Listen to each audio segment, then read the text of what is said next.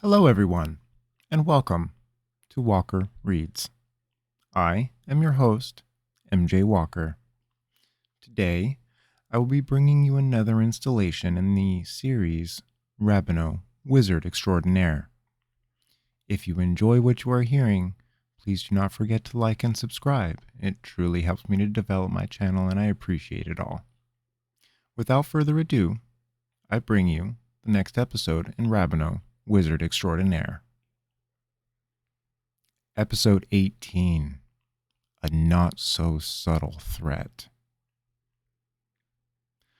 A few days later, Rabinoe and Eris departed from the farm, waving goodbye to James and his family as they called their farewells from the porch. Eris perched on his shoulders, as always. The pair set a casual pace, making their way back to Roseford proper before getting back to the main road. Dawn had just broken the horizon when they had departed from the farm, and the day was coming alive as they continued along the main road. The treetops were abuzz with squirrels and birds, all squabbling over food and space. The cacophony of noise was like music to Rabinoe's ears. He smiled. "Not interested in chasing the critters this morning, Eris?" "I'm not hungry," she said smugly. "Those delightful children fed me so much last night. Honestly, I thought I might burst at the seams." "I'm surprised you didn't argue to stay another day," Rabinoe said. "They practically treated you like royalty." "It was lovely," Eris said airily. "But a gal has to look out for her figure, you know." Rabinoe scoffed. "I couldn't even imagine you as a fat cat." "That's because I am very diligent," Eris sniffed. "Besides, I would be the most glorious fat cat you would ever see." "If you say so, Eris," Rabinoe chuckled. I do," Eris replied. The bear continued on in silence for a while before Eris spoke again. "Now that we are alone once more," she began, "there was something I wanted to talk to you about, Rabbit." "Oh yeah?" Rabinoe responded. "And what's that? And don't tell me you want me to call you Miss Kitty or whatever it was James was calling you." "It was Miss Eternal Cat," Eris hissed, "and you would do well to learn from that man." "But no, that was not it." "Then what is it?" "It's about the fight in the woods," Eris began, "with that Pickett fellow." "It's already too late to argue killing him again," Rabinoe said dryly. "He's probably long gone by now." "That is not what I was going to bring up." "Really?" Rabinoe asked with surprise. Because you spent the entire next day muttering that you shouldn't have let such an insult to your stature stand. And you were oddly bloodthirsty when we had him pinned on that hilltop." "He had just fired arrows at my head," Eris said slowly. "Of course I was bloodthirsty. But no, that was not it." "Well then," Rabinoe muttered, "spit it out already." "I would if you would stop interrupting me," she said haughtily. "Fine," Rabinoe said. "I'm all ears." "I honestly doubt that," Eris said. "But nonetheless, I wanted to talk to you about the will compass the fox gave you." Rabinoe raised an eyebrow. "What about it?" "It could have been an incredibly useful tool for you in that battle." "How do you figure?" "Don't you remember what I said about it?" Eris asked. "It points towards sources of will magic." "And that would have helped me in battle how?" Rabinoe asked. "Must I spell everything out for you?" Eris grumbled. "Fine. You could have used the compass to determine the exact location of Pickett as he was attacking you. Seeing as he was actively casting, the needle would have been drawn towards him." "So," Rabinoe said slowly, "you're saying I should have taken the time, under fire, to dig the compass out of my pack? Then what? Follow the damn thing's direction while being turned into a human pincushion?" "Obviously," Eris drawled, In regards to that particular battle, it is irrelevant. But that is not the point. Oh? Rabinoe asked. And what is the point, Eris? I was getting to that, she snapped. Insolent child. The point I'm making is this. That compass is an invaluable tool. It may not, perhaps, be best used in battle, but it is a way for you to determine the location of mages without revealing yourself. Couldn't I accomplish the same goal simply by expanding my awareness? Rabinoe asked, bored. I mean, now that I've felt the reverberations from will castings, it will be far easier to identify them in the future. And there is the difference, Eris answered. With your senses, you must await the casting to gather the information you seek. With the compass, it will point towards the caster long before they even cast. Right, Rabinoe said, but won't the needle bounce between me and the other mage, just like it did in the cave when the fox first gave it to me? Not if you use it properly. What do you mean, use it properly? All will compasses have a method for attunement, Eris continued. A way for you to sync the compass to your own power signature so that it isn't constantly pulled towards you. Rabinoe stopped walking, looking at Eris as much as he could from her perch on his shoulder. That's a thing? And you're only just now telling me that? It didn't seem relevant before, Eris answered simply. Rabinoe glared at her. Anything else you're keeping from me simply because you deem it not relevant? Plenty, Eris replied haughtily, but once again, that is beside the point. Then what is the point? Rabinoe asked, irritated. To use the tools you have at hand, Eris snapped, and not to rely solely on your own abilities to pull you through every encounter. Like situational awareness, a deep voice said from behind them. Rabinoe's blood turned cold in his veins. He spun around to see a large man in shining plate mail armor sitting in the handcart. He was idly spinning a dagger in his hand, eyes locked onto Rabinoe and Eris. His face, crisscrossed with scars, was twisted into a gleeful visage. Rabinoe recognized the man instantly. Dirkly, he said softly. So glad you remember me, boy, Dirkly said. It saves me the trouble of introductions. What do you want, Dirkly? Eris hissed angrily. Dirkly tutted. Now, Eris, he said with a smile. Is that any way to greet an old friend? You are no friend of mine, she spat out. Oh, I beg to differ, Dirkly said with a twinkle in his eye. We've known each other long enough to be more than mere acquaintances. As if that means anything to me, Eris snarled. It should, Dirkly smiled. Besides, it would make this whole ordeal far more pleasant.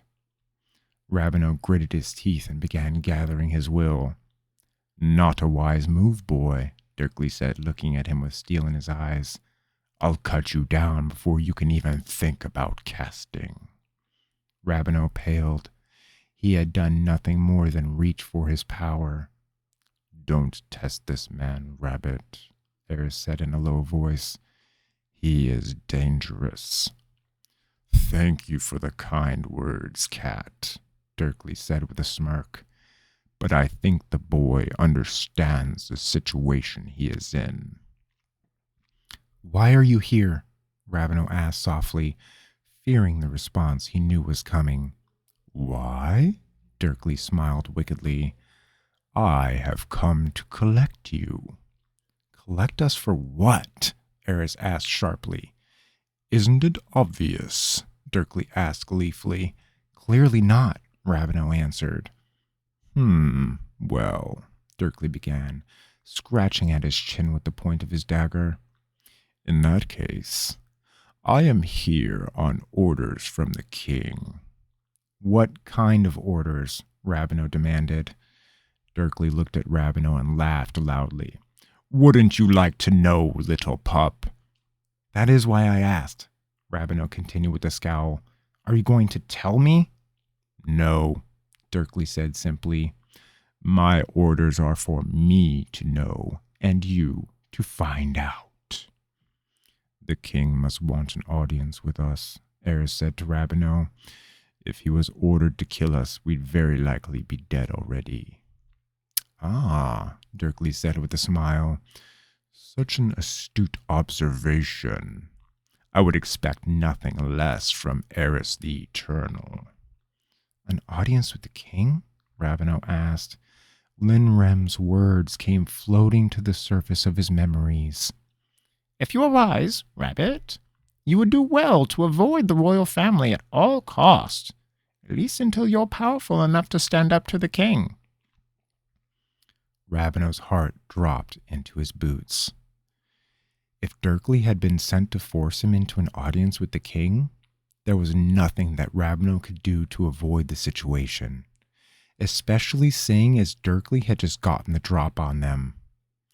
Rabinoe could see absolutely no way out of this predicament. And if I refuse? Rabinoe asked. Oh, Dirkly said with a malicious grin.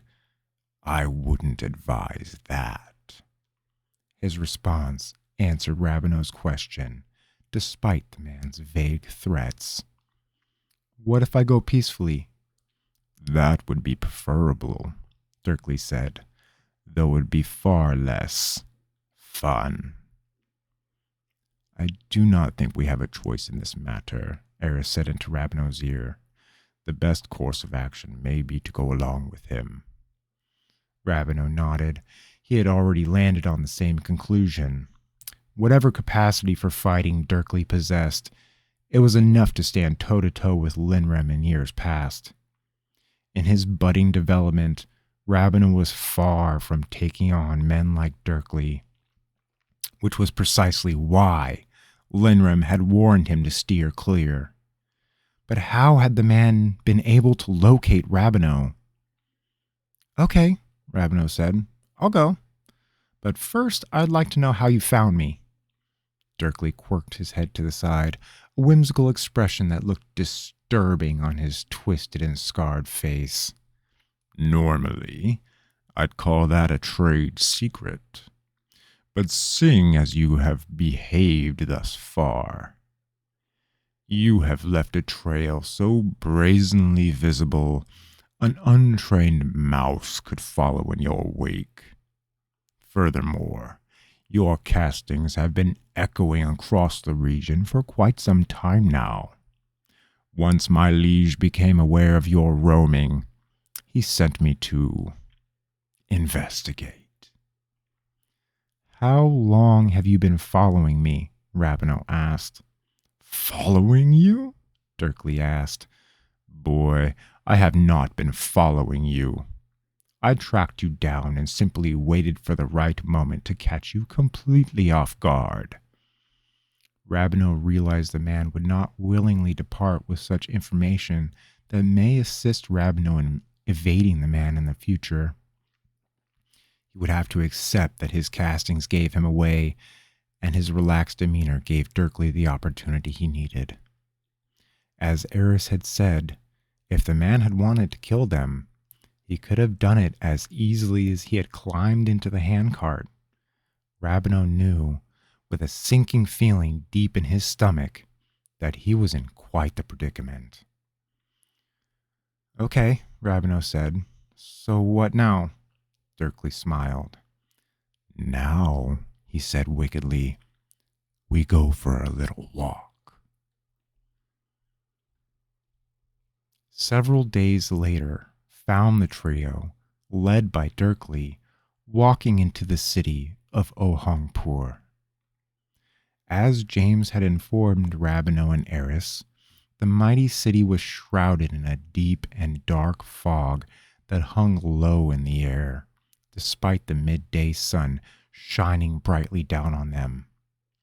Smokestacks ringed the outskirts of the city, pumping dark clouds steadily into the atmosphere. Rabinoe felt his throat grating with every breath of the noxious air. Despite the gloomy clouds, the city was bustling with activity. The self-propelled carts that Linrem had told him of were in abundance here, moving through the streets like the lifeblood of the city. They puffed little dark clouds from small pipes at the rear, adding to the smoke hanging in the air. People were also walking along the streets, hugging the sides so they could commute without interfering with the flow of the carts clogging the thoroughfare. The buildings of Ohangpur were just as intimidating as Rabinoe remembered from his scant memories of living in the streets here. The further in they traveled, the taller and more looming they became. Rabinoe had not seen such tall buildings anywhere else in his travels. Dirkley led them through the streets, straight to the heart of the city, a massive castle that stood imposingly over the rest. Its tall towers and high walls pierced the low-hanging clouds and disappeared from view. As they walked through the streets, they passed 3 rings of walls, each taller than the last, security growing heavier the deeper they went. Soon, soldiers, in their royal livery of black and gold, made up more and more of the crowds pulsing through the city. It made Rabinoe uneasy to see such a brazen show of force, knowing that this was just a normal day for the denizens of Ohangpur. He felt as if he were being led by the hand straight into the lion's den. If there were to be any need to flee the city, Rabinoe would be in trouble. Getting out of Ohangpur in one piece seemed entirely predicated on what the king wanted, and how those wants might manifest themselves through Dirkley. Rabinoe mentally kicked himself for allowing Dirkley to get the drop on him. At last, the trio reached the final wall, one that circled the castle itself, standing imposingly over the city. This also seemed to be the only wall in the city that was closed to the flow of traffic moving through the streets like its lifeblood. A large wrought iron portcullis stood, barring their entry. Guards from outside the gate, as well as inside and on top of, hailed them as they stopped before the barrier. Excuse me. It only took a brief moment for the guards to recognize Dirkley and to call each other to open the gate. Rabinoe expected the portcullis to rattle and make quite the ruckus as it was pulled up, but the metal grating moved smoothly and silently. If he tried to focus without reaching for his power, he could sense several castings manipulating the large metal barrier. None of the casters seemed to be mages of notable power, especially if they were delegated to gate duty. However, the fact that the king would put such invaluable people on guard duty said quite a bit about how he treated will mages. Either, Rabinoe speculated, Ohangpur boasted a large number of will mages, thus making the assignment less of an insult and more of an as-needed basis. Excuse me. Where was I? Thus making the assignment less of an insult and more of an as-needed basis, or mages were treated like tools, used to accomplish tasks that would be far more difficult for those without magic. He was broken from his thoughts as Dirkley began walking through the now open gateway. The massive man indicated a guard shack on the left, just inside the gate. "Leave your cart there," he said. "They will watch over it until your meeting with the king is complete."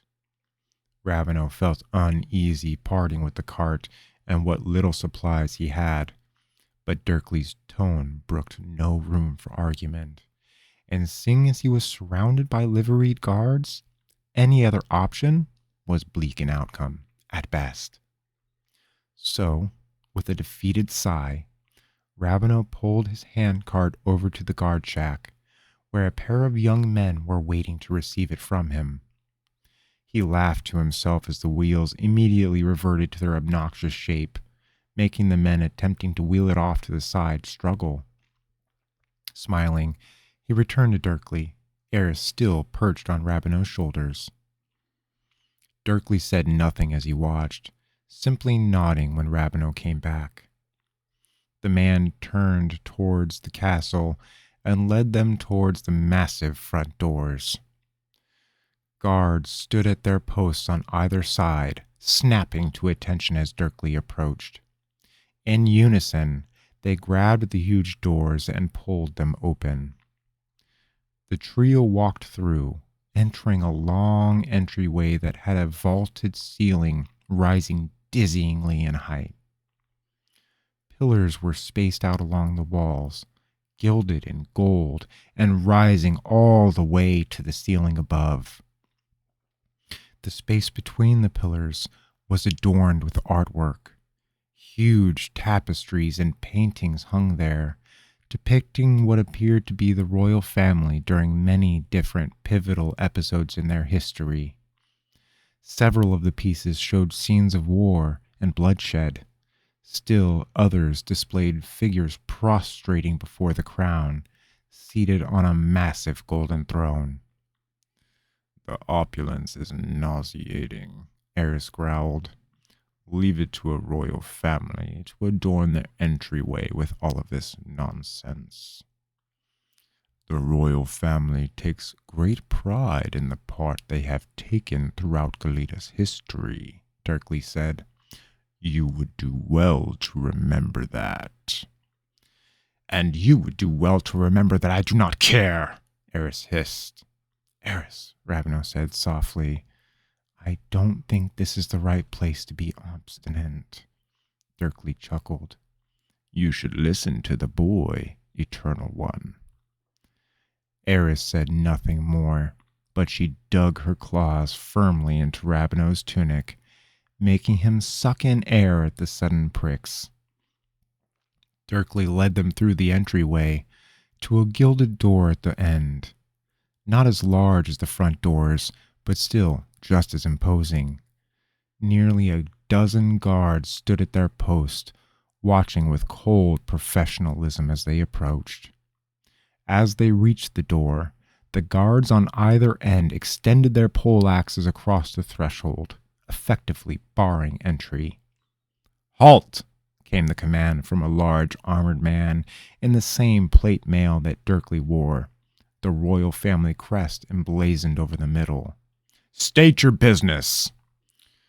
"Dirkley Rowan," Dirkley identified himself in a bored tone. "Fulfilling my liege's command to retrieve the will mage, Rabinoe Jenkins." Rabinoe stiffened in surprise. It had been a long, long time since anyone had even known his surname. The king had clearly done his homework. The sinking feeling that had been settling in Rabinoe's stomach since they entered the royal palace began curling sourly. The king was making sure that Rabinoe knew he held all the cards.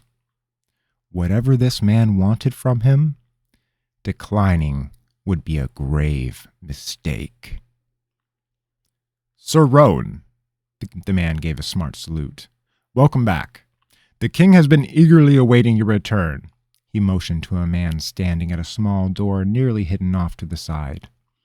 The man quickly went through the door, apparently conveying the news to those in the throne room. There was a long moment of silence. None of the guards moved, and Rabinoe felt his pulse quickening to a maddening pace. He simply could not shake the feeling that he was in deep trouble. Finally, the doors opened, leading into the throne room. The men holding their poleaxes across the threshold pulled their arms back as one. saluting Dirkly as they went into a rest position. Dirkly only stared straight ahead and began walking into the room. If Rabinoe had thought the entryway extravagant and opulent, the throne room made it pale in comparison. Every surface was gilded in gold, making the whole room shine in its radiance. Large gemstones, rubies, amethysts, sapphires, and even diamonds were laid out in even lines set into the floor. The parallel lines of gems led from the doorway straight to the throne at the far end of the room. Paintings and tapestries also adorned the walls here. However, they were also set with gemstones in an artful fashion. The gemmed walkway leading to the throne was also flanked by soldiers in the same black and gold armor as the other soldiers. They stood shoulder to shoulder, spears in hand and swords on their hips. The men watched as Dirkly led the awestruck Rabinoe towards the throne. Everything about the royal dais where the king of Galita sat was designed to make whomever faced him feel small and insignificant. The throne itself was a massive construction. Gold, silver, and gemstones swirled and spiraled in an elegant design. Along the top of the throne, prongs of gold extended from the back to form the shape of the crown, large and imposing. The dais was also raised above the rest of the room, effectively putting the king's boots at eye level for whomever approached him. The king himself sat upon the throne, looking intrigued. He looked to be in his mid-30s, a clean-cut and beautiful man with elegant features on his dark skin. He was dressed in the finest clothes Rabinoe had ever seen, what appeared to be velvet and silk woven with gold.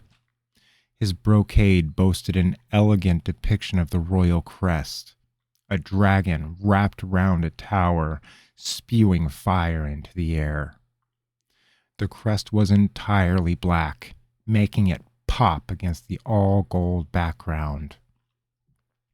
The crown sat upon his beautiful head, looking entirely like it was part of him, not merely an accessory.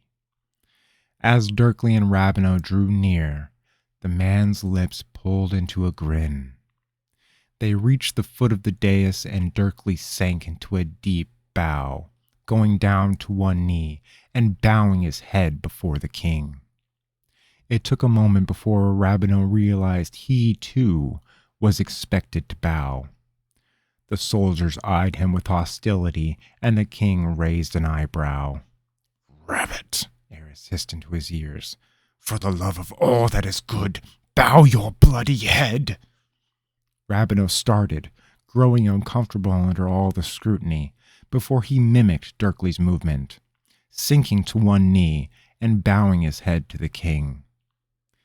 Eris bounded from his shoulders and performed the closest thing to a bow that a cat could manage, sinking her front paws and dipping her head respectfully. "Rise," came the command from the king. Together, the three rose to their feet, Eris staying where she was. "Mr. Jenkins," the king cooed. "Oh, how long I've waited to meet you." End. Episode 18. A Not-So-Subtle Threat. Thank you for listening. I hope you enjoyed this latest iteration in the series Rabinoe Wizard Extraordinaire. As always, if you have enjoyed what I have presented to you today, please don't forget to like and subscribe. I appreciate it all, and it truly helps me to develop my channel. New episodes of Rabinoe Wizard Extraordinaire will be dropping every Monday at 7 a.m. Pacific Standard Time. Tune in then and see what happens next. Thank you so much for listening, and I hope you have a wonderful day.